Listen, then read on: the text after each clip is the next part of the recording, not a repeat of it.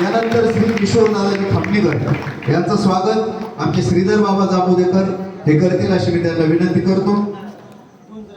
आणि परमपूजनीय महंत श्री गोविंदराज बाबाजी यांचंही स्वागत या ठिकाणी महंत श्री महंत बाबा पडते हे संपन्न करतील अशी मी त्यांना विनंती करतो। यानंतर आमचे गुरुबंधू गोविंदराज शास्त्री आपला योग चांगला की दुपारी ते ज्या ठिकाणी आपण भोजनाला होतो त्या ठिकाणी त्यांचं आपली भेट झाली आणि मी त्यांना आग्रह केला की थोडा वेळ थांबा।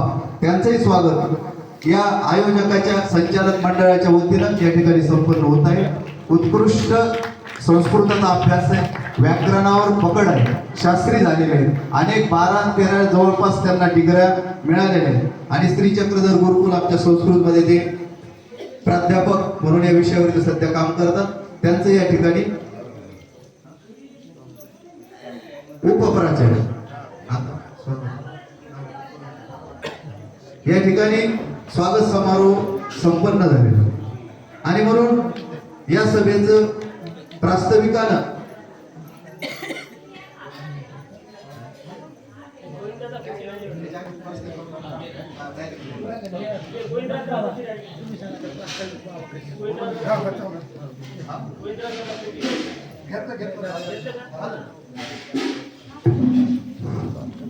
यानंतर या ठिकाणी आपण जो 7 दिवस अखंड प्रवास करत आलो या पदयात्रेचं एक कमी शब्दामध्ये फार खूप असं प्रास्ताविक परमपूजनीय परम आदरणीय श्रद्धेय मल्ले बाबाजी हे करतील अशी मी त्यांना विनंती करतो।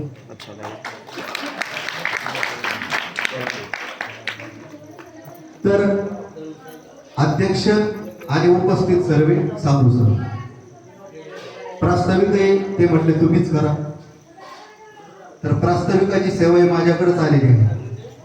तर आता प्रास्ताविकामध्ये नवीन असं काही विशेष सांगावं असं काहीच नाही, कारण वर्ष आहे 14 पदयात्रा सुरू 1, 2, 3 वर्ष झालीच नाही, 12 वर्ष म्हणजे तपपूर्तीच्याही पुढे विश्वनाथ सेवा प्रतिष्ठानद्वारा आयोजित ही पदयात्रा आपली गेलेली आहे आणि हे 14वे वर्ष 14 वर्ष या पदयात्रेची वाटचाल यशस्वीरित्या या ठिकाणी घडली आणि म्हणून की ज्या व्यक्तित्वाची उंची ज्या पद्धतीने असतं त्या विचारानेच ते माणसाची विचारसरणी असते। थोडा पाठीमागचा आवाज कमी करता, थोडा पाठीमागचा आवाज थोडा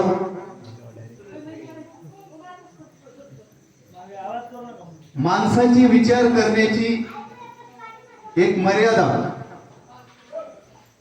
ही त्या बुद्धीच्या कौशल्यावरती किंवा त्या माणसावरती अवलंबून असते।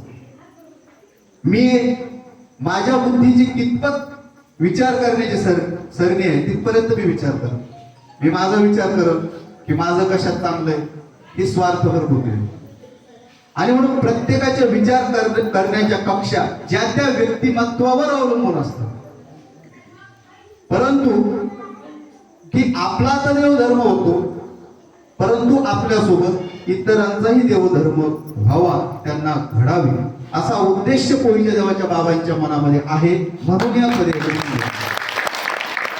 मी नेहमी म्हणतो की त्यांना जर वाटलं आपल्याला स्नान करायची, परिवार घेतील, गाडी घेतील, फिरतील, स्नान करून बाबा घरी येतील, परंतु आपण तर करूच शकतो, परंतु ज्या आपला शिष्य परिवार आहे किमान परिसरातली मंडळी त्यांना हे स्थान वंदन घडलं पाहिजे।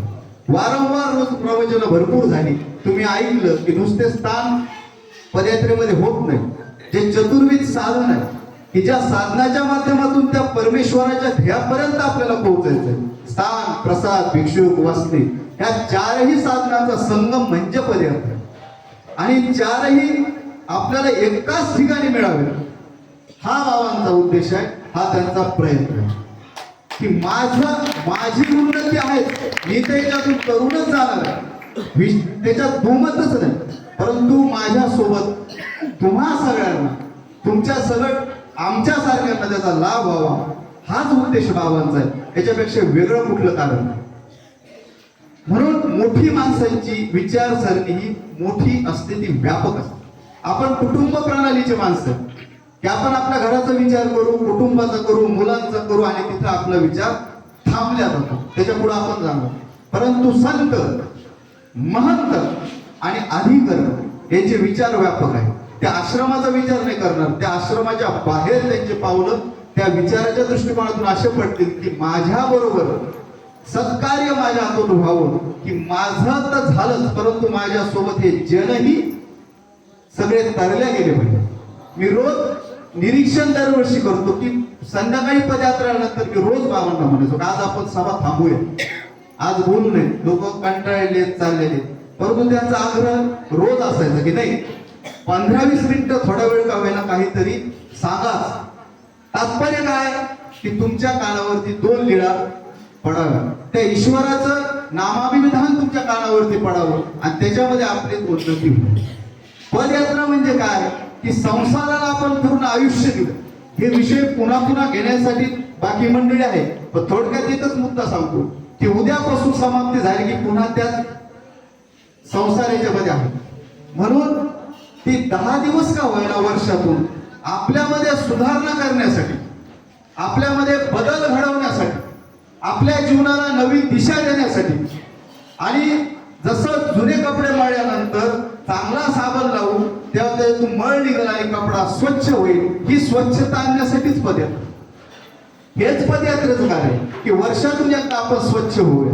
म्हणून मला असं वाटतं की जर 14 वर्षांचा प्रवास हा पदयात्रेचा पूर्ण झालेला आहे तर बरीच सुधारणा, बरेच आपल्यामध्ये बदल, बऱ्याच चांगल्या गोष्टी अवगत आपल्यामध्ये पाहिजे. याच्यासाठी हा बाबांचा प्रयत्न आहे. आणि म्हणून आपल्या सर्वांचाही हा प्रतिसाद, त्यांनी दिलेल्या हाकेला आपला मिळालेला ओघ, ह्याही खूप महत्वाच्या गोष्टी आहेत. आणि म्हणून असंच सदोदित बाबांचं कार्य दिवसेंदिवस घडत राहू आणि ईश्वराने त्यांच्या पुढे कार्य घडून घेऊ ही ईश्वरजनी प्रार्थना करून मी प्रास्ताविक विचार या ठिकाणी थांबवतो.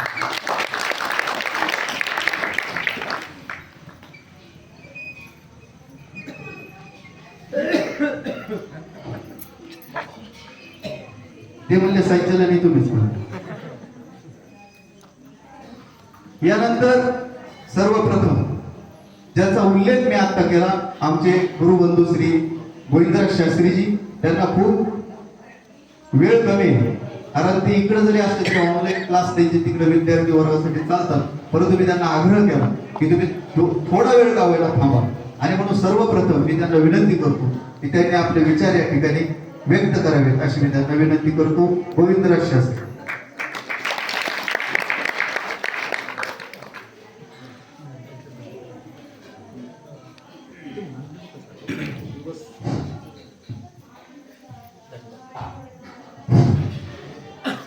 ब्रह्म साक्षात् परमं स्वरूपं स्वयं प्रकाशः सकलस्य साक्षी निरंजनो निर्गुण ईश्वरेश समस्त विश्वं जगतां निवास समस्त विश्वं जगतां निवास सर्वात्म श्री चक्रधर स्वामी की जय.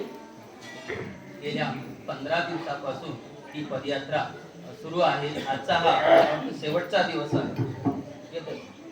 या आजच्या या पदयात्रेचा शेवटचा दिवस आहे आणि या निमित्ताने मला या ठिकाणी बोलण्याची संधी प्राप्त झाली त्याबद्दल मी आयोजकांचे खूप खूप आभार मानतो. आदरणीय परमपूजनीय परमश्रद्धेय ज्ञानवृद्ध तपोवृद्ध वयोवृद्ध पदयात्रेचे संचालक आणि सर्व तसेच इतर जे संत महंत आहेत सर्वांना मी दंडवत प्रणाम करतो. बंधूंनो, या जीवनामध्ये मनुष्य देह हा खूप नसीबवान व्यक्तीला प्राप्त होतो. मला वेळ कमी असल्यामुळे मी थोडं फास्ट घेत आहे.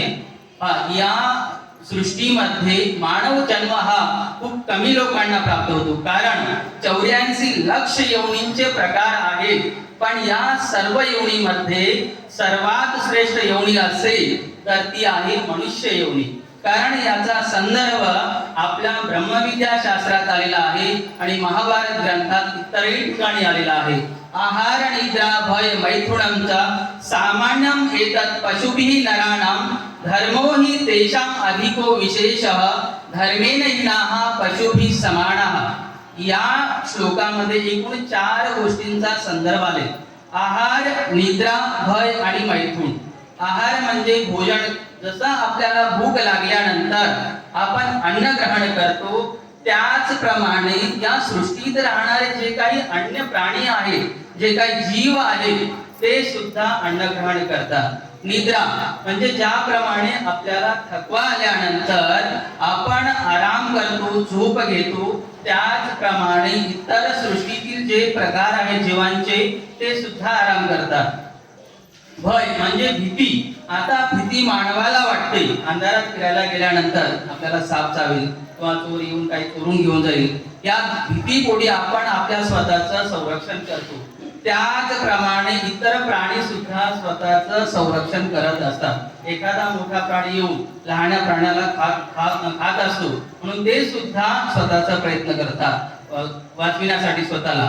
आहार निद्रा भय मैथुनंचं म्हणजे इंद्रिय सुख ज्याला म्हणतात, जे पुत्र प्राप्तीसाठी, संततीसाठी मनुष्य योनीतले जे जीव आहेत ते करतात आणि इतरही योनीतले प्राप्त करत असतात. पण या झाल्या 4 गोष्टी सामान्य, ज्या आपल्यातही आहेत आणि इतरही जीवात. फरक काय आहे? धर्मो हि तेषां अधिको विशेष. धर्म नावाची जी गोष्ट आहे ती केवळ मानवांच्या ठिकाणी आहे आणि या धर्माचं आचरण केल्याने, ते ज्ञान ग्रहण केल्याने आपल्याला परमेश्वराचा जो परम आनंद आहे तो प्राप्त करून घेऊ शकतो आणि घेता येतो. इतर मात्र जीवांना तो अधिकार नाही. तो कोणत्याही योनीतला जीव असो, त्याला मात्र ईश्वराचं जे परमानंद आहे, ते माणसाचं उद्दिष्ट ध्येय आहे मोक्ष प्राप्ती, ते केवळ आणि केवळ मानवाला प्राप्त झालेलं आहे. आणि अशा प्रकारचं श्रेष्ठ ज्ञानदान देण्याचं कार्य, परमेश्वराचा सहवास घडविण्याचं कार्य हे आचार्य मंडळी, हे गुरुवर्य मंडळी तुम्हा सर्वांसाठी आपला आश्रम सोडून 15 दिवस झाला, 8 दिवस झाला तुमच्यासाठी फिरत आहे. तुमच्यासाठी खूप भाग्यवान गोष्ट आहे बंधूंनो, की या धावपळीच्या जीवनामध्ये कोणाला 5 मिनिटं वेळ नाही बोलण्यासाठी, पण ही आचार्य मंडळी, गुरुवर्य मंडळी आपल्या आश्रमाचं जे काही व्यवस्थापन आहे ते सोडून सुद्धा स्वतःचं तर त्यांनी पूर्ण ध्येय परमेश्वरासाठी अर्पण केलेलं आहे. पण आपला तर उद्धार होईलच त्यांचा, पण त्यांच्यासोबत जी आपली मंडळी आहे, साधू म्हणजे सज्जन मंडळी असेल, उपदेशी मंडळी असेल, या सर्वांना धरून घेऊन चालणारे आचार्य गुरुवर्य तुम्हाला प्राप्त झालेले आहेत. म्हणून तुम्ही खूप भाग्यवान आहात. कारण या धावपळीच्या जीवनामध्ये पहा, आजकाल एवढे लोक आहेत की नास्तिक वृत्तीचे खूप लोक आहेत. कारण या संसारामध्ये, या सृष्टीमध्ये 2 प्रकारचे मनुष्य तुम्हाला भेटतील, एक आस्तिक आणि एक नास्तिक. आस्तिक म्हणजे ईश्वराचं भजन पूजन करणारे, ईश्वराला मान्य करणारे, या पृथ्वीवरती कोणीतरी आहे, याचा चालक कोणीतरी आहे, संचालक कोणीतरी आहे. पण इतर नास्तिक जे असतात त्यांची बिलकुल श्रद्धा नाही की ईश्वर आहे, देव आहे, बिलकुल नाही. बंधुओ, आणि अशा प्रकारचं सुख, हे परम आनंद, हे ज्ञान भेटणं खूप भाग्य लागतं.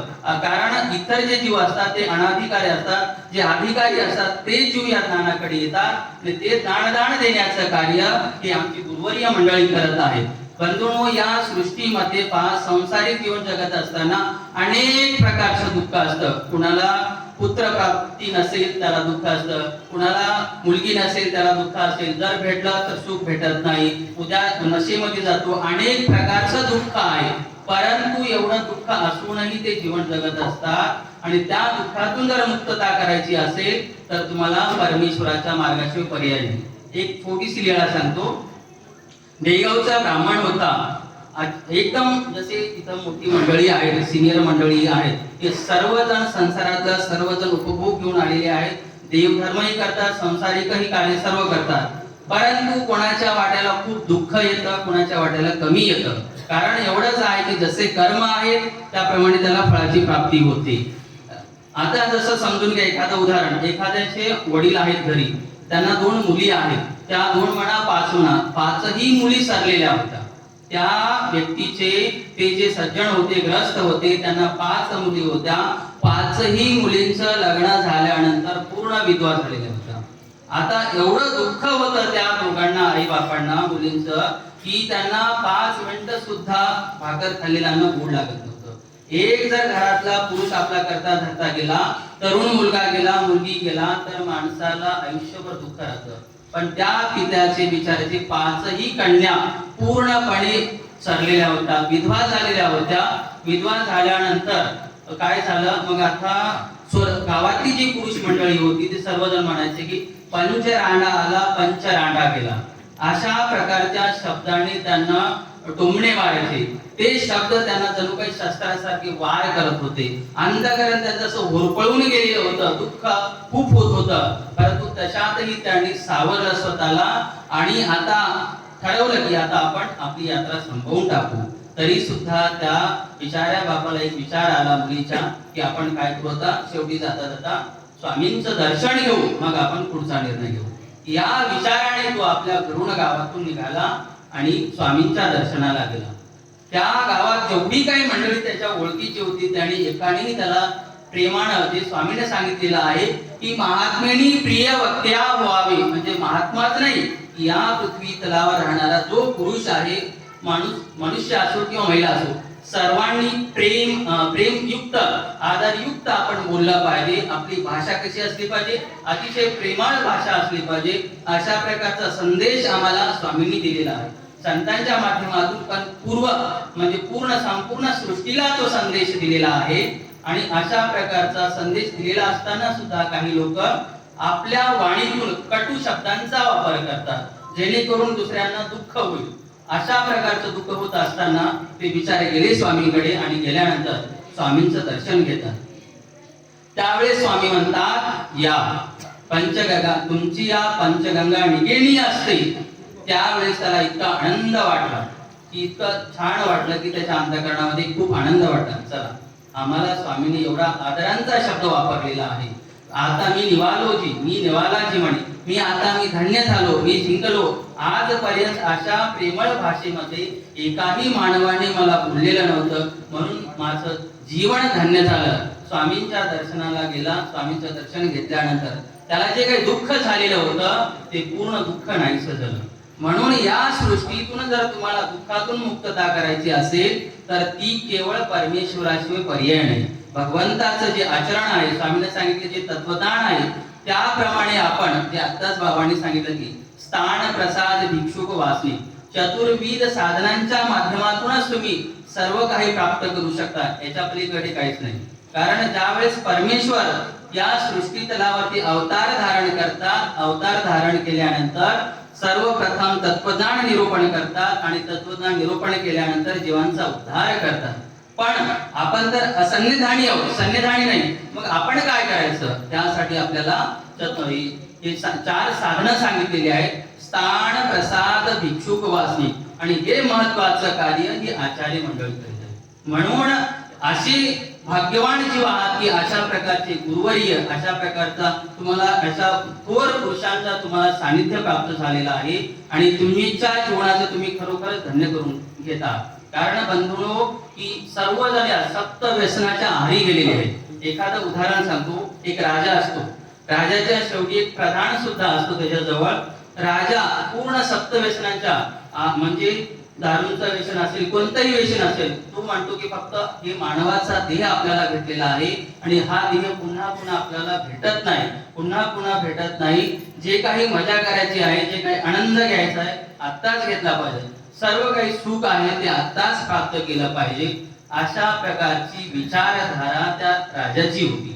पण प्रधान जो होता तो अतिशय सात्विक होता आणि आचरणशील होता, सम्य होता. म्हणून त्याला कळत होतं की बरं काय आणि वाईट काय. त्याला खूप वाईट वाटायचं की या राजाला काय करावं, कोणत्या भाषेत सांगावं, पण त्याच्यावरती काहीच परिणाम होता. तो अतिशय कठोर वृत्तीचा होता. जर एखाद्याने जर त्याला शहाणपण शिकवायला गेलं तर त्यालाच तो सजा देत होता. म्हणून सर्वजण शांत बसायचे. एकदा काय झालं, त्याच्याच दरबारामध्ये त्या प्रधानाने एक अतिशय छान चांगल्या प्रकारचं कार्य केलं. ते कार्य केल्यामुळे त्या राजाने त्याचा सत्कार करायचा ठेवला. मग आता सत्कार करत असताना मोठं सिंहासन रचलं, त्याच्यावर बसवल्या गेलं त्याला, आणि त्याला एक छान प्रकारे एक मोठी भरदरी जे शालू असते ती त्याला सत्कार भेट म्हणून देण्यात आली.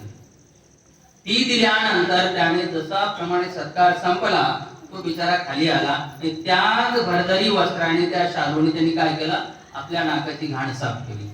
तर राजाला खूप वाईट वाटलं. ते जे चित्र आहे ते एखाद्या त्याचा जो प्रधानाचा शत्रू होता त्याने जाऊन राजाला सांगितल्यानंतर राजाला वाटलं की मी याचा एवढ्या सर्व सभेमध्ये सत्कार केलेला आहे, याचा आनंद एवढा मी छान केला, आणि मी दिलेलं वस्त्र जे आहे अतिशय घाण करून टाकलं, म्हणजे याच्यासाठी मी याला अर्पण केलेलं होतं का, भेट दिलेली होती का. मग राजाला राग आला. राजाने काय केलं तर लगेच बोलवलं, प्रधान गेला आणि गेल्यानंतर सांगितलं की म्हणे तू असं का केलं, तुला एवढी चांगली भरदारी शालू तुला मी भेट दिली आणि तू त्याच्याने नाक साफ केलं. त्यावेळेस म्हणतो महाराज म्हणे तुम्ही जे शिकवलेलं ज्ञान आहे तेच मी करत आहे. मग त्याला वाटतं की मी काय शिकवलं, माझ्याकडून काय चूक झाली. मग तो सांगतो की म्हणतो महाराज म्हणे ही शॉर्ट अतिशय क्षुल्लक आहे, हा जो देह आहे याच्याही पेक्षा श्रेष्ठ आहे, आणि या देहाचं तुम्ही सोनं करून घ्यायच्या ऐवजी कोळसा करून टाकलेला आहात. पूर्ण याला नुकसान म्हणजे पूर्ण प्रकारे याचा पूर्ण तुम्ही विनाश केलेला आहात, सप्त व्यसनांच्या आहारी गेलेला आहात. नको त्या गोष्टी तुम्ही त्यासाठी घेत आहात, वापर करा. तो परमेश्वरांचा या संपूर्ण सृष्टीमध्ये वास असतो आणि त्या परमेश्वराला या जीवाबद्दल काय वाटत असेल. एक कर्तव्य व्यक्ती आहात तुम्ही, त्या संपूर्ण राज्याची जबाबदारी तुमच्याकडे आहे. त्या सभेकडे त्या प्रजेकडे लक्ष न देता तुम्ही तुमच्या जीवनाचं पूर्णपणे नुकसान करून टाकलेलं आहे. म्हणून मी हे तुम्हाला करण्यासाठी दाखवले होतो. मग त्याच्या डोक्यात प्रकाश पडला की हे प्रधान जे सांगत आहे ते अतिशय योग्य आहे. मग मात्र त्याने त्या दिवसापासून आपलं जे काही वाईट वर्तन होतं त्या संपूर्ण वाईट वर्तनाचा त्याने परित्याग केला. कशामुळे, केवळ त्या प्रधानाच्या सात्विक विचारामुळे, आणि येणारे जे पुढचं भविष्य आहे त्याने मात्र आपल्या जीवनाचं सोनं करून घेतलं आणि प्रजेचंही कल्याण केलं. आपल्या जीवनात जर सत्संग जर चांगला भेटला, सज्जन लोकांची जर साथ भेटली तरच आपल्या जीवनाचं कल्याण होतं, सोनं होतं. अन्यथा भंगारात आपण जातो, काहीच मूल्य नाही. भंगारात गेल्याशिवाय राहू शकत नाही. जर तुम्हाला सोन्याचं तुमच्या जीवनाचं मूल्य करून घ्यायचं असेल तर ही व्यक्ती अतिशय महत्वाची आहे. कारण विद्वत्वंचा लोकत्वंचा नैवं तुल्य कदाचन, स्वदेशे पूज्यते राजा, विद्वान सर्वत्र पूज्यते. विद्वत म्हणजे विद्वत्ता आणि राजा या दोघांची तुलना कधीच होऊ शकत नाही. ज्ञान जे आहे हे अतिशय श्रेष्ठ दर्जाचं आहे. विद्वान सर्वत्र पूज्यते. अख्ख्या विश्वामध्ये विद्वानाचा सत्कार केला जातो, पूजला जातं, त्याला मान सन्मान दिला जातो. पण राजाला त्याच्या क्षेत्रामध्ये त्याच्या एरियामध्ये सन्मान दिला जातो. म्हणून ज्ञान हे अतिशय श्रेष्ठ सांगितलेले. ज्ञान पूज्य ज्ञान वृद्ध तो सर्वत्र पूज्य. अशा प्रकारचं ज्ञान, ब्रह्मविद्या शास्त्राचं ज्ञान तुम्ही गेल्या 15 दिवसापासून म्हणजे गेल्या 15 वर्षापासून ग्रहण करत आलेले आहात. खरोखरच तुम्ही भाग्यवान जीव आहात. अशाच प्रकारचं ज्ञान जे बाबांनी तुम्हाला सांगितलेलं आहे, तुम्हाला आचरण स्वतः करून दाखवलेलं आहे, अटन विजन भिक्षा भोजन त्याप्रमाणे तुम्हाला सांगितलेलं आहे, ते तुम्ही घरी गेल्यानंतर तुमच्या आचरणात आणा. नक्कीच तुमचं येणारं आयुष्य आहे ते उज्ज्वल झाल्याशिवाय राहणार नाही. एवढीच मी या ठिकाणी शुभेच्छा देतो आणि माझ्या विचाराला पूर्ण विराम. आपला अमूल्य वेळ या ठिकाणी आम्हाला देऊ.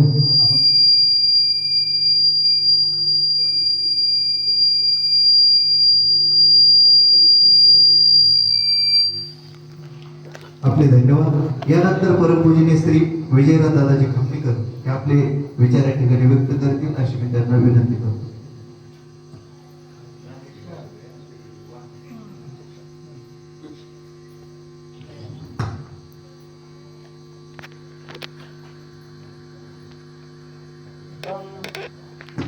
अमृता परीस आत्मतीर्थ गोड निवारील कोड दत्तराज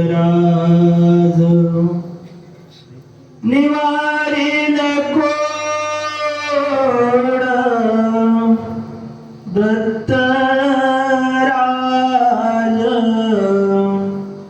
अमृता परीस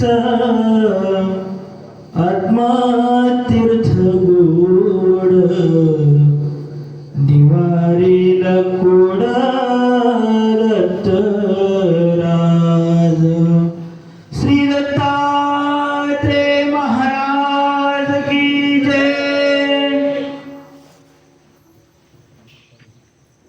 सुंदर रम्य असे वातावरणामध्ये आपली ही समारोपीय धर्मसभा. या धर्मसभेचे अध्यक्ष तपस्विनी आमच्या आईजी आणि या पदयात्रेचे मुख्य आयोजक परमपूजनीय आदरणीय श्रद्धेय प्रातस्मरणीय वैराग्य मूर्ती मोठे बाबाजी, तसेच समवेत परमपूजनीय आदरणीय श्रद्धेय जे अतिशय चांगल्या पद्धतीने आपल्याला मार्गदर्शन सतत करीत आहेत आणि आताही जे ज्यांनी सूत्रसंचालनाची आणि प्रास्ताविकाची जी सेवा त्यांनी केली असे मल्ल बाबाजी आणि समवेत त्यांच्या सर्व साधू संत मंडळी आणि स्त्री क्षेत्र राहेर संस्थान येथील सर्व संचालक मंडळ, तपस्विनी सर्व महिला मंडळ, बंधूंनो आणि आपण सर्व, आपण एक मनामध्ये कधी विचार जर आणला तर आपण चाललो कशासाठी, हे खूप महत्वाचा विचार आहे. सकाळी उठायचं, सकाळी उठून बाबा आपल्याकडे येतात आणि म्हणतात उठा, चला लवकर निघा. अजून कोणतरी म्हणलं बाबा येतात, तुम्ही रांगेने बरोबर चालले नाही, बरोबर लाईन लावा बरं, या तुम्हाला प्रसाद करायचा आहे, देवपूजा करायची आहे, लवकर या, झोपू नका, आता सभेचा टाइम झालेला आहे, झोपू नका, ऐका प्रवचन, ऐका ज्ञान, ऐका. हे करण्याचा उद्देश काय आहे? तुम्हालाही तोच पाहिजे बंधूंनो, तुम्हालाही तोच पाहिजे, आम्हालाही तोच पाहिजे. तो भेटत नाही, तो शोधण्यासाठी आपण चाललेलो आहोत. कोणी ना कोणी निमित्ताने तो भेटेल का? आज मी पदयात्रा केली, या पदयात्रेत पायी पायी चालत असताना माझा देव सर्वज्ञ श्री चक्रधर स्वामी पुढे रस्त्यामध्ये असेल का आणि मला तो भेटेल का, ही तळमळ घेऊन आपण चाललेलो आहोत. कारण सहजासहजी देव भेटत नाहीये. देवाने आपल्याला बरेच वचन सांगितलेले, परत तू हे माझ्याकडे ये, माझ्याकडे आल्यानंतर मी तुला माझा मोक्ष, माझा आनंद देईन. परंतु बंधूंनो, एक कवी म्हणतायत, वरवडेही तुला धीदले, अंतरीचे मनी ठेविले, वरवडेही तुला धीदले, अंतरीचे मणी ठेविले, तारी तारी मला श्रीधरा, रावुळा श्री चक्रधरा, भेट दे मला सत्वरा. आपण परमेश्वराला वरवर दिलेला आहे. अंतःकरणातला जो भाव आहे, तो समर्पण आहे, तो परमेश्वराला आपण अर्पण केलेला नाही. एक संस्कृत एक सुभाषित आहे, मित्राचा शे देखुनी पैवते अग्नीत घाले उडे.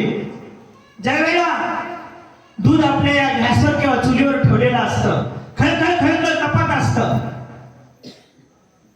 तपत असताना परंतु पाण्याची आणि त्या दुधाची मैत्री घट्ट असते.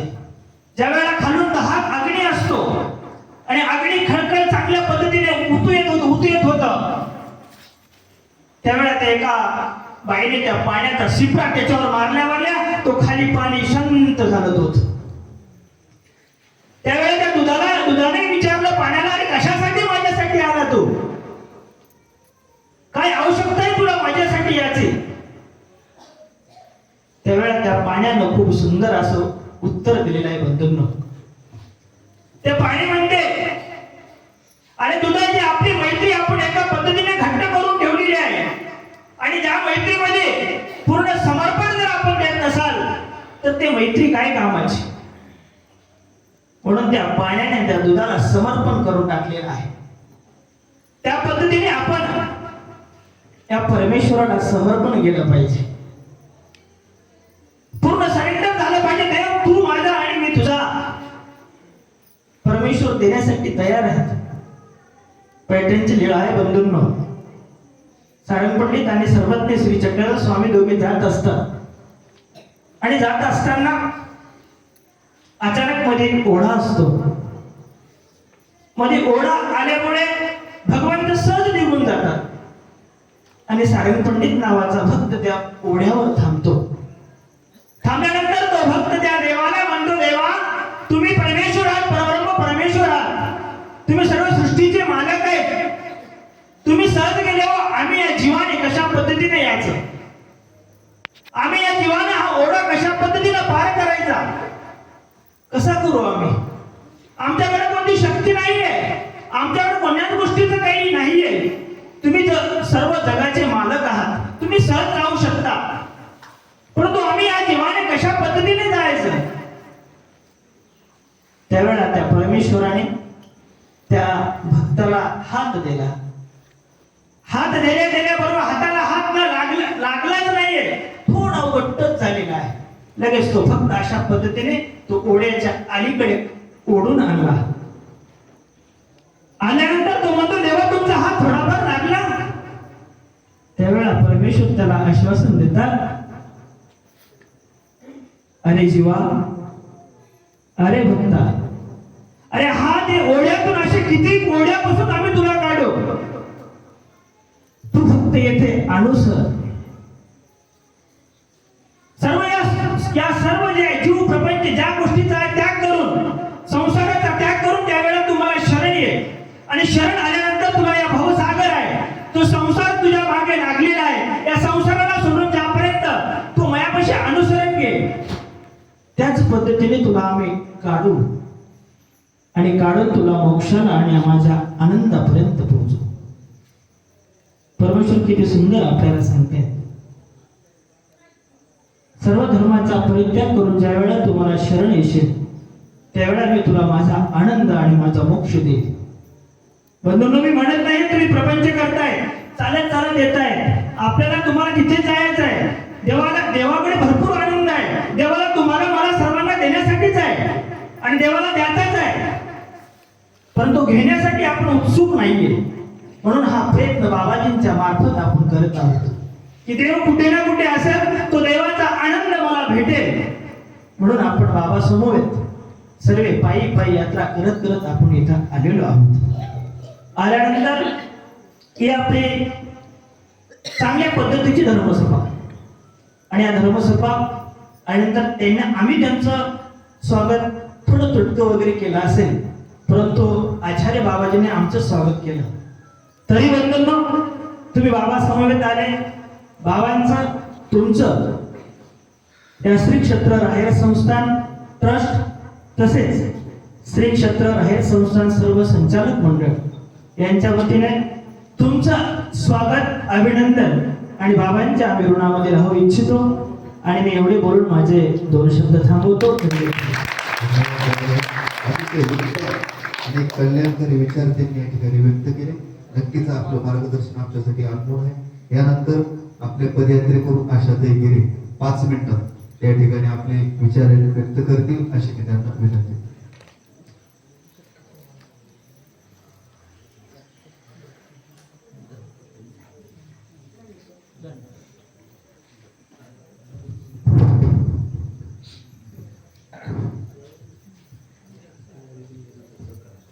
पूर्ण परब्रह्म परमेश्वर अवतार सर्वत्र श्री चक्रधर स्वामींच्या चरणी माझे साष्टांग दंडवत प्रणाम. त्याचप्रमाणे या गावचे अधिष्ठान श्री राहेरच्या बाबांच्या चरणी माझे साष्टांग दंडवत प्रणाम. सर्वत्र श्री चक्रधर स्वामींच्या पदस्पर्शाने पावन झालेली ही भूमी व सर्व संत महंतांच्या कृपाशीर्वादाने आज आपण या ठिकाणी ईश्वर आज आपण या ठिकाणी विश्वनाथ सेवा प्रतिष्ठानद्वारा आयोजित ही पदयात्रा, या पदयात्रेचा निरोप समारंभ सादर करीत आहोत। यासाठी उपस्थित असलेले आपल्या बरोबरचे सर्व संत महंत, भिक्षुक, वासनिक, नामधारक, वेदवंत, बोधवंत, तुम्हा सर्वांच्या चरणी माझे साष्टांग दंडवत प्रणाम। परमेश्वर हा जीवांचा उद्धार करून त्या जीवाला आपला आनंद देऊ इच्छितात। त्यासाठी परमेश्वराला प्रत्येक युगामध्ये अवतार धारण करावा लागतो। अवतार धारण करून ते जीव उद्धरण्याचे कार्य करत असतात। त्यासाठी परमेश्वराला अनवाणी पायी परिभ्रमण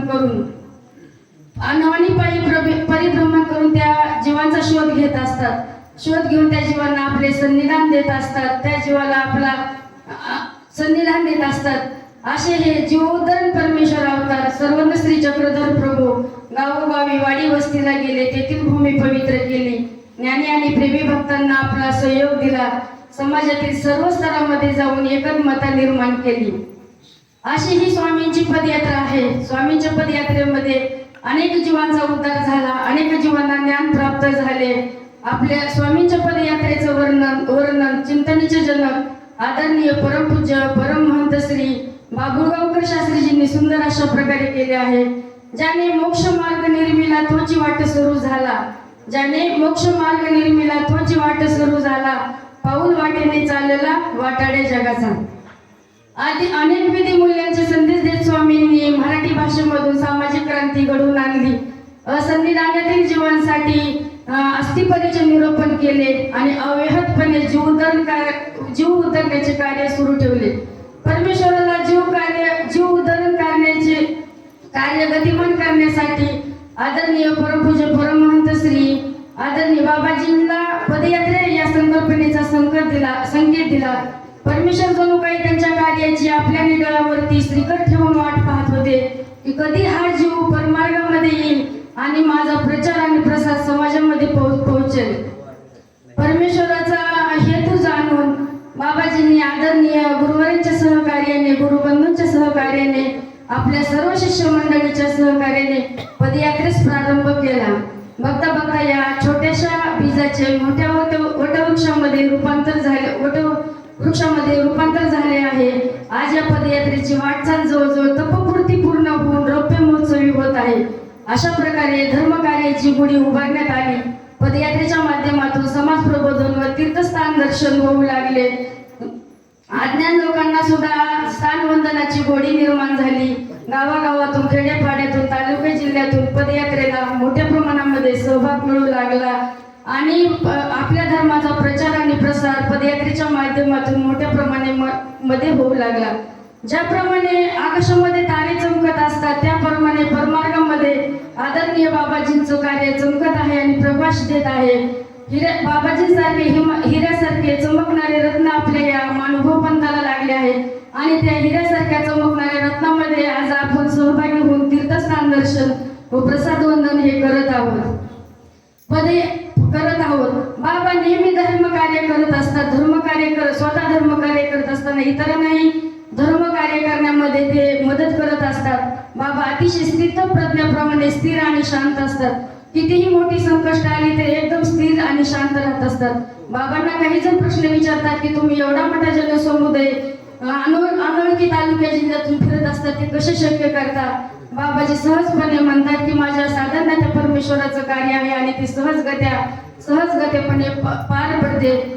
आणि स्वामींचं सूत्र सांगतात की तू इथे उभा ठाकलाशी पुरेशी, तिथे इथून येणे जे की परमेश्वर हे त्या साधना परमेश्वराचे कार्य हे सहजगत्या पार पाडत असतात। पदयात्रेच्या माध्यमातून समाज प्रबोधन होऊ लागले, स्थान दर्शन होऊ लागले, स्थान प्रसाद, भिक्षुक, वासनिक या चारी साधनांचा लाभ आपल्याला पदयात्रेच्या माध्यमातून झाला। आपल्यामध्ये परस्पर प्रीती निर्माण झाली। हा माझा आहे, हा माझ्या देवाचा आहे, हा भाव आपल्या मनामध्ये निर्माण झाला। आपण सहज रस्त्याने चाललो, जर अनोळखी माणूस आला तर लगेच आपण म्हणतो की हा माझ्या पदयात्रेतला नाही, हा आपला माणूस नाही, दुसरीकडचा असू शकतो, हा माझा आहे असा दृढ भाव निर्माण झाला। पदयात्रेमध्ये आपण साधारणतः 20 ते 25 किलोमीटर अंतर चालल्यामुळे आपले शारीरिक व्याधी, डायबिटीज, बीपी सारखे आजार, दुर्धर आजार नाहीसे होत असतात। असे पदयात्रेचे अनेक फायदे होत असतात। बाकी जास्त न बोलता लांबलेल्या शब्दाला दंडवत प्रणाम. धन्यवाद. सुंदर असे विचार या ठिकाणी व्यक्त केले. यानंतर परमपूजनीय परमादरणीय श्रद्धे आपल्या पदयात्रेचे मुख्य संचालक बाबा नाहीच म्हणत होते बोलायला, नकोच म्हटले, उशीर झाला, परंतु मीच आग्रह केला की मुख्य तुम्हीच आहात आमच्या सर्वांचे. रोज तर आम्ही बोलतोच आहे, परंतु तुम्ही न बोलणं, त्यांनी न बोलणं मला काही मनाला पटणारं नव्हतं आणि म्हणून मीच बाबांना आग्रह केला की तुम्ही थोडं बोलावं. असे आदरणीय श्रद्धेय प्रातस्मरणीय आचार्य प्रवर पोहिसा देवनिवासी श्रद्धेय श्री बाबाजी आपले विचार या ठिकाणी व्यक्त करतील अशी मी त्यांना विनंती करतो.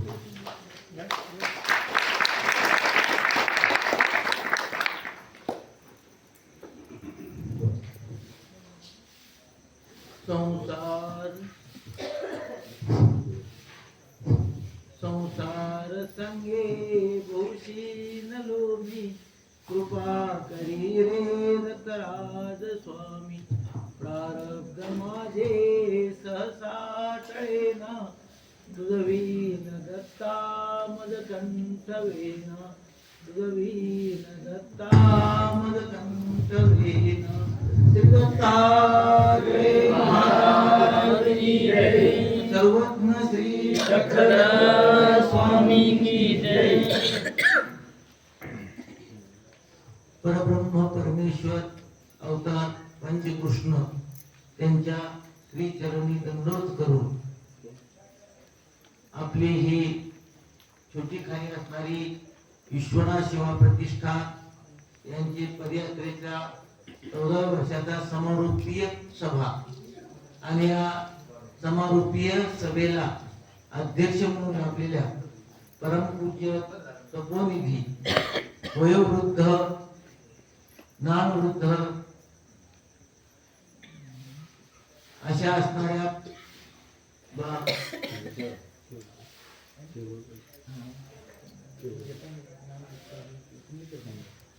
खमणीकर अक्का आणि आपल्या या पदयात्रेच्या समारोपासाठी मुद्दाम आवर्जून आलेले आमचे स्नेही परमपूज्य परमादरणीय महंत श्री गुरुनाथ बाबाजी कोठी, त्याचप्रमाणे आपल्या या सर्व पदयात्रेचे अत्यंत उत्स्फूर्ततेने सेवा ज्यांनी केली असे या संस्थांचे सर्व संचालक मंडळ अर्थात खामणीकर परिवार, त्याचप्रमाणे आपल्या या पदयात्रेच्या समारोपासाठी आवर्जून काही सद्भक्त मंडळी आली आहेत. हे सद्भक्त मंडळी आणि आपल्या या पदयात्रेचे सर्व संचालक, पदयात्रेचे प्रसारक, सर्व पदयात्रे करू धर्मप्रेमी बंधू आणि भगिनी, वास्तविक ही जी पदयात्रा आहे ही त्या परब्रह्म परमेश्वराचीच आहे. मी निमित्तही खऱ्या अर्थाने नाही, ते निमित्त सुद्धा दुसरेच आहेत. मी एक फक्त ज्याप्रमाणे गाडी ओढणारे ओढीत असतात आणि गाडी खाली मात्र एक चालत असते, तशा प्रकारचा फक्त मी एक बुधोन म्हणून आहे. कारण धन्याचे हे घर, धन्याचा हा मालक, मी तो हा मालक भारवाला. हे धन्याचंच घर आहे आणि त्याचाच माल आहे. मी एक फक्त त्याचा हमाल आहे. फक्त जे काही माल मागितला आहे तो गोडाऊन मधून आणून बाहेर दाखविणे, त्याला पसंत पडल्यानंतर ते घे, नाही पसंत पडला ते परत तिथे नेऊन ठेवायचे.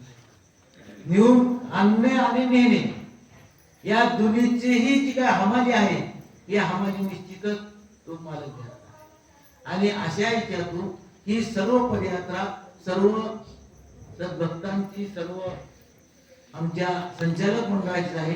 खऱ्या अर्थाने या पदयात्रेचा भार जर कोणावर असेल तर तो परमपूज्य परमादरणीय परमस्नेही देव, वयाने लहान आहेत परंतु कर्तृत्व मात्र फार मोठा आहे. असे आता आमचे 50 वर्षे मल्ले बाबाजी, त्याचप्रमाणे त्यांच्या खांद्याला खांदा देऊन असणारे परमपूज्य श्री महंत बाबा त्याचप्रमाणे परमपूज्य परमादरणीय श्री राजू दादा जे आहे, नरेंद्र दादा आहेत, एवढ्या लांबून आता उद्या दत्त जयंती आहे तरीही सर्व बाजूला ठेवून आले आहेत. आणि मल्ले बाबा आहेत, महंत बाबा आहेत, यांच्या मागे तर एवढा व्याप आहे की आज जवळजवळ 6 महिन्याची पोथी त्यांच्याकडे आहे जबाबदारी. ती जबाबदारी बाजूला करून ते केवळ आपल्या सर्व पदयात्रेकरूंच्या आग्रहात तो इथे आले आहे. आणि निश्चित म्हणून त्या पदयात्रेचा खरा भार जर कोणाला असेल तर तो त्यांच्यावर आहे. मी फक्त एक निमित्त मात्र अशा प्रकारचा आहे. आपण या पदयात्रेमध्ये 14 वर्षापासून येत आहात. कोणाला 5 वर्ष झाले असतील, कोणाला 10 झाले असतील, कोणाला 14 झाले असतील. यामध्ये आपण जे काही ज्ञान आचार घेतला आहे तो आचार 10 दिवसामध्ये घेतलेला आपण वर्षभर तरी जपावा. आणि म्हणून ही पदयात्रा असते. आपण पाहिलं आहे पदयात्रेचे फायदे कालही शास्त्रींनी सांगितले आहेत. आणि मग ही जी शिकवणी आहे ही घेऊन आपण उद्याला घरी जाणार. ही नेत असताना उठताना आपल्या या कानाने ऐकलं आणि या कानाने सोडून देणं हे न करता ते आपण आपल्या अंतःकरणामध्ये घ्यावं. ते कसं घ्यावं याबद्दल स्वामींनी एक सुंदर अशा प्रकारचा दृष्टांत दिला आहे की कोणी एक धातुवादी आहे, म्हणजे त्याला एक विशिष्ट अशा प्रकारची धातू तयार करायची, त्याचं ज्ञान आहे. आणि मग ती धातू निर्माण करायची त्याला, त्यासाठी एक विशिष्ट अशा प्रकारची मनुष्याची कवटी पाहिजे. आणि मग तो त्या कवटीच्या शोधात आहे. आणि मग ही कवटी कुठे सापडेल तर एका ठिकाणी महायुद्ध झालं होतं आणि त्या महायुद्धामध्ये बरेचसे प्रेत पडले होते. त्याला आशा होती की या ठिकाणी कुठली तरी एखादी आपल्या उपयोगी येणारी कवटी निश्चित सापडणार आहे. आणि मग त्याची त्याने परीक्षा घ्यायला सुरुवात केली. आणि परीक्षा घेत असताना त्याने एका वृद्ध व्यक्तीच्या कानामध्ये काडी घातली. काडी घातल्याबरोबर एका कानात घातली आणि दुसऱ्या कानातून ती निघून गेली. आणि त्याला विचार केला की ही कवटी जी आहे ही आपल्या कामाची नाही. दुसरं प्रेत पाहिलं, दुसऱ्या प्रेताच्या कानामध्ये काडी घातली, ती काडी कानात घातल्याबरोबर ती तोंडातून निघून गेली. ही उपयोगाची नाही, तीही टाकून गेली. पुन्हा तिसरं पाहिलं आणि तिसरं प्रेत पाहिल्यानंतर त्याच्या कानात काडी घातल्यावरती ती काडी मात्र पोटामध्ये गेली. आणि मग त्यानं जाणलं की ही जी कवटी आहे ही कवटी आपल्या उपयोगाची आहे. तशा प्रकारे आपण या 7 दिवसामध्ये 8 दिवसामध्ये जे ज्ञान ग्रहण केलं आहे या कानाने ऐकणे आणि त्या कानाने सोडून देऊ नका. किंवा एका कानाने ऐकलं आणि लगेच ऐकताना तुम्हाला 7 दिवस खूप अशा प्रकारची तपश्चर्या करावी लागली आहे. 7 दिवसांमध्ये तुम्हाला ज्ञान सहजासहजी नाही झालेलं. हे ज्ञान कानावरती पडण्यासाठी खूप कष्ट घेतले आहेत. पायी चाललेला आहात, वेळ अवेळ तुम्ही पाहिजे नाही, वेळेवरती जेवण केलं नाही, वेळेवरती झोपले नाही. आणि अशा प्रकारचं अत्यंत कष्टाने हे कमविलेलं ज्ञान हे वायपट बोलून घालू नका. ज्याला ऐकायची इच्छा नाही, जो नास्तिक आहे, जो निंदक आहे, अशाला हे ज्ञान सांगायचं नाही अशी परमेश्वराची आहे. इदंतेना तपस्काय ना भक्ताय कदाचन नचासु सुषेवाच्यम चमाम्यो विसु. आणि मग हे नेमकं तुम्ही जे आज 7 दिवसात तुम्ही घेतले आहे, ते ज्ञान प्राप्त केलं आहे, हे कोणाला सांगायचं आहे तर ज्याला सांगितल्यानंतर तो आपल्या अंतःकरणामध्ये ठेवतो त्यालाच हे ज्ञान सांगतो. का राज विद्या राजगुह्यम पवित्रम इदम उत्तम. हे ज्ञान जे आहे ते राजविद्या आहे, राजगुह्य आहे, हे इतरांना सांगण्याचं नाही. आणि मग हे ज्ञान जर कुणी ऐकलं नसेल तर तुम्ही स्वतः अंतःकरणामध्ये ठेवा आणि त्याप्रमाणे आपण आचरण केलं पाहिजे. आणि जर आपण आचरण नाही केलं तर आपण हे ज्ञान सुद्धा गमविले जाणार आणि आपली ज्ञानपाळी फिरल्यानंतर आपण प्रमादी होणार आणि एक पुन्हा पुढच्या जन्मामध्ये चतुर्युगीला आपल्याला जावं लागणार आहे. आणि म्हणून हे ज्ञान आपण 7 दिवसाची आपण सराव केलेला आहे. जे दररोज सकाळी त्याला तुम्ही उठता आहात, नामस्मरण करत आहात, कुणी भजन पाठ केले असतील, कुणी नामस्मरण करीत असेल, कुणी आचार करत आहे, हे आपण दररोज वर्षभर करायचं आहे. आणि म्हणून मनाला एक बंधन लावून घ्यायचं आहे, मनाला आपण शिस्त लावून घ्यायची आहे. तर ही सारखं परमेश्वर नामाचं शिस्त कशी लावायची याच्याबद्दल एक छोटस उदाहरण देतो. वेळ तर जास्त झालेली आहे की एक शेतकरी होता, तो खूप मोठा बागायतदार, एक 150 एकर जमीन, पूर्ण जमीन त्याची पाण्याखाली, आणि मग पाण्याखाली असल्यामुळे त्याला वेळ नाही, मालक नोकर मिळवून गेले आहेत, आणि मग रात्र पाळी असल्यानंतर रात्रीची लाईट असल्यावरती रात्री जाऊन त्याला लाईट चालू करावं लागायची, मोटर चालू करावं लागायची, आणि मग त्याची सारखी धावपळ, रात्री बेरकडे जायचा. मग शेतात जात असताना रस्त्यामध्ये स्मशानभूमी, त्या स्मशानभूमीमध्ये एक भूत होतो. तो दररोज त्या शेतकऱ्याची धावपळ पाहायचा. एवढा मोठा शेतकरी, एवढं मोठी संपत्ती, पण याला थोडीही विश्रांती नाही. आणि मग एक दिवस त्याची ती धावपळ पाहून त्याला वाईट वाटलं, आणि तो येत असताना समोर ते भूत आलेलं आहे, आणि आल्यानंतर उभं राहून ते म्हणतं की मी तुझ्यावरती प्रसन्न झालो आहे, मी तुझ्यावर प्रसन्न झालो आहे, मला तू जे काम सांगशील ते मी काम करेन,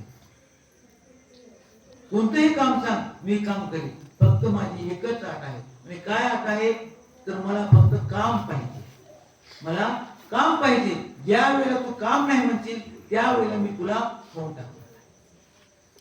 त्याला वाटलं आपल्याकडे 150 एकर जमीन आहे, सर्व बागायती, आपल्याकडे कामाला काही कमी का, लागत तेवढं काम आहे, ठीक आहे म्हणले, काही पगार द्यायची नाही, घेणं नाही, देणं नाही, फक्त काम करायचं, फक्त काम सांग. आणि मग ठराव झाला, लगेच भूताने त्याला त्या मालकाला खांद्यावर बसवलं, तर म्हणजे कुठं जायचं, शेतात जायचं, या लगेच त्या शेतात नेऊन काम काय म्हणले, आपले हे जे आहे 50 एकरचा हे तुकडा आहे म्हणजे हे नांगरायचं. आता ते भूतच लगेच तासामध्ये तर तिकडे करून टाकलं, आणि त्याच्या त्या कामाचा वेग पाहिल्यानंतर याची इकडे धावपळ सुरू झाली. आता काय करायचं, त्या तासामध्ये दुसरं काम काही बघून ठेवलं, कशी तरी रात्र जेमतेम काढली, आणि आता याला काम काय सांगायचं हा विचार याला पडला.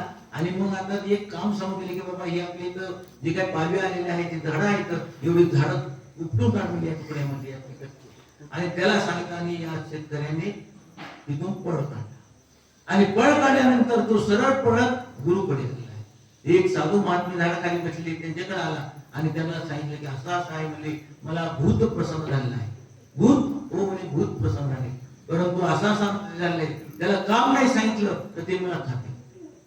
आता ते खातंय, त्याला काम पाहिजे, आता माझ्याकडे काम शिल्लक नाही म्हणले, आणि काम नाही सांगितलं आम्हाला खाणार आहे, त्याला काहीतरी काम असं बोलतो ना बोलत, तर तेवढ्यामध्ये दुकानं काम केलं आणि तिथे हजर झालं. मला काम सांग, काम सांग म्हणल्यानंतर लगेच ते गुरुनी त्याला दिला मंत्र आणि सांगितलं हे काम सांग, आणि लगेच त्यानं जा, एक सरळ अशा प्रकारचे साबणाची दांडी घेऊन ये.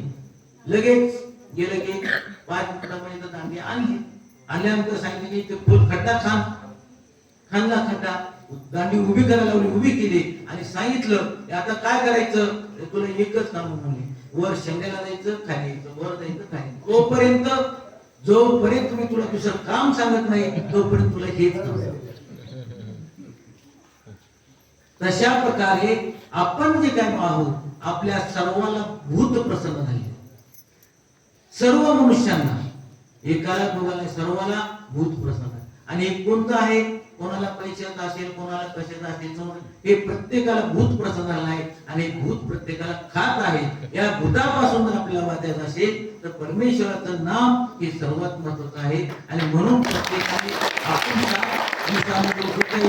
समजा सराव केलेला आहे, अभ्यास केलेला आहे, नामस्मरणाचं महत्व आपण जाणून घेतलं आहे, पदयात्रच आहे, ते सारखं करीत राहावं. जोपर्यंत आपलं जो काम येत नाही तोपर्यंत आपली गाठी घ्यावी, आणि आपण आपलं जे काही इष्ट आहे ते प्राप्त करून घ्यावं. अशा प्रकारची या ठिकाणी शुभकामना व्यक्त करून माझी 2 शब्द.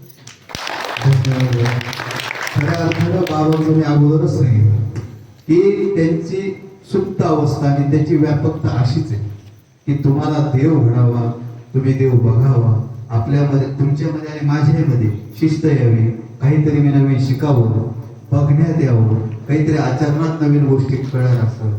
तुम्हाला माझी परिस्थिती सांगतो ना, खरी काय, मला अजिबात वेळच नाही कुठं जाय, 45 वर्ष सोडून स्वतःच हे नाही सांगत मी तुम्हाला. कालही तुम्ही ऐकलं 3 ठिकाणी आश्रम आहे. पुन्हा पोथीचं आमचं मोठं आयोजन चालू, इतका व्याप आहे की बरेचसे लोक म्हणतात आम्ही 45 आलो तुम्ही भेटलेच नाही. घरी स्थिर राहायलाही मला वेळ नाही, एवढा मोठा व्याप माझ्या मागे. ह्या वर्षी मी कचरत फक्त बाबांना म्हटलं की ह्या वर्षी मला फक्त बाबा सुट्टी द्या, पुढच्या वर्षी मी आहेच. परंतु बाबाने सांगितलं जमणार नाही. आणि मला दुसरीकडे मी तुम्हाला खोटं 45 वर्ष बाबाला मी डायरेक्ट नाही म्हणतो, मला ते जमत नाही. ते फक्त बाबाला नाही म्हणायला मला जीभच माझी सांगते, माझी आहे. म्हणून माझ्याही ज्या पदयात्रा झाल्या, माझा जो लाभ झाला याला कारणीभूत फक्त बाबा आहे. नाही तर मी कुठल्या पदयात्रेत जाईल असं स्वप्नातही वाटलं नव्हतं. आणि आता म्हणजे भरपूर पदयात्रा माझ्या झाल्या असंही मला वाटत नव्हतं. म्हणून हे सगळं श्रेय बाबाला जातं, तुमचं आणि माझं. म्हणून बाबा आपल्या जीवनातले इतके उपकार आहे की आपण काही केलं तरी बाबांचे उपकार आपल्यावरती जे हे फिटणार नाही. आणि बाबांची जागा कुणी आपल्या आयुष्यात भरून काढणार. आणि म्हणून धन्यवाद बाबांना या ठिकाणी मी देतो. आता पदयात्रेमध्ये काही ठराविक लोकांचे ज्यांच्याकडे काही व्यापार होते, ज्यांनी ज्या सेवा केल्या, समरसता पदयात्रेमध्ये खूप व्यापाराच्या दृष्टिकोनातून झाली, त्यांचं एक श्रीफळ देऊन आपण सत्कार करू. आता ज्यांचं झालं काय मग त्यांचे सत्कार झाले, मग त्यांनीच कामं केली असं काही नाही. हा त्यांच्या मार्फत सगळ्या पदयात्रेचा तुमचा माझा हा सत्कार आहे, ते होईल. आणि त्यानंतर अध्यक्षांनी भाषण लगेच होणार आणि पटकन दिशी सभा संपून टाकणार आहोत, कारण तुमच्यापेक्षा मला झोप आहे. त्याच्यामुळे मी ज्यांच्या नावाचा उल्लेख करतो त्यांनी इथे यायचंय, जे नसतील त्यांनी सकाळी भेटायचंय. आणि बाबांकडून श्रीफळ घेऊन आपला आशीर्वाद, आपलं स्वागत या ठिकाणी स्वीकारायचं. वाहन चालक बबनराव बनसोडे, शिवाजीराव सावंत आणि रामचंद्र मुळे आहेत का? असतील तर बाबांवर यायचं. ते श्रीफळ देऊ.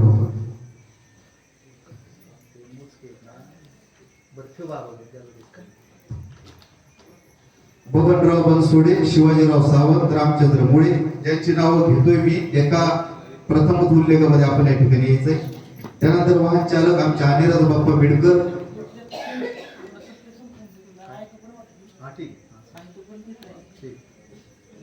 तुम्हाला वाटलं तर टाळ्या वाजवू शकता तुम्ही. अनिराज बाप्पा बेडकर,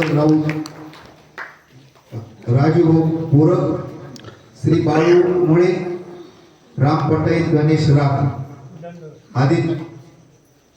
आदित्य आंबोरे, त्यानंतर सरोज मेढे, पंडित कुंडलिक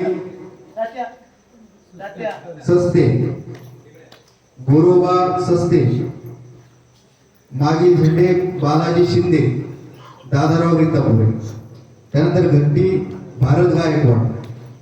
भजनी मंडळामध्ये पोपट बापू आडसूळ शेळके, भारत गायकवाड, भारत पटाई, मालन ताई कोपाटे, सुनंदा ताई. त्यानंतर गजूभाऊ शेळके, तात्याराव जाधव, गजानन अमोल जाधव, बळीराम गिरे, सुरवसे, सुमन गोकाटे, चंद्रकलाताई आडसूळ, कौशल्यताई,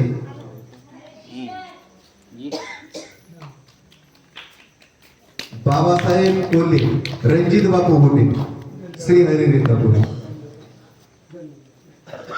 लवकर नारळ घेऊन बाजूला. आरोग्य सेवा मोराळे जनाबाई आणि रमेश दीक्षित. महिला बॅनर मध्ये संगीताताई गपाट, स्वाती वाणी.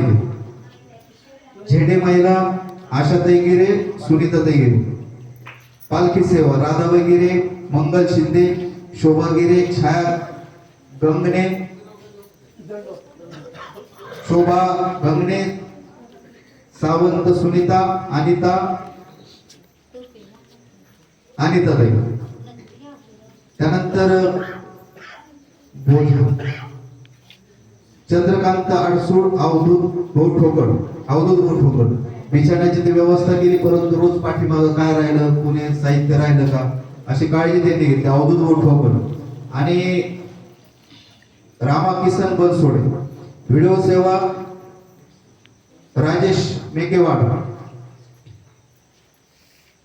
त्यानंतर पालखीची आणि आपल्या पदयात्रेतील आपले संचालक ज्यांची मुख्य भूमिका आहे सगळ्या पुढं माग व्यवस्थापन सगळं परमपूजनीय श्री श्रीधर दादा जांभूळकर. पालखी सेवा राजेंद्र गिरे साहेब ढोलकी, बाबूराव यादव नांदी, चक्रधर बाप्पा नांदी, बालासाहेब पाटील नांदी, शिवाजी भाऊ सावंत, त्यानंतर संताजी भाऊ जाधव कुरू ज्यांचं बारीक लक्ष सगळं पदयात्रेवर असतं, संताजी भाऊ. आणि विशेष आहे की ज्यांनी काळजीपूर्वक पदयात्रेमध्ये त्यांचं लक्ष असतं आणि ज्यांच्या भरोश्यावर मला वाटतं बऱ्यापैकी आपण निष्काळजीपणे वावरत असतो आपल्या पदयात्रेमध्ये, असे आपले पंडित आबा मुंडे, PSI धाराशिव, विनायक यादव, शामराव पटाई, चक्रधर भाऊ, धायगुडे मनीषाताई, गिरे आशाताई, नारायण आमदरे आणि औरंगपूर येथील बाळूभाऊ किलबिले.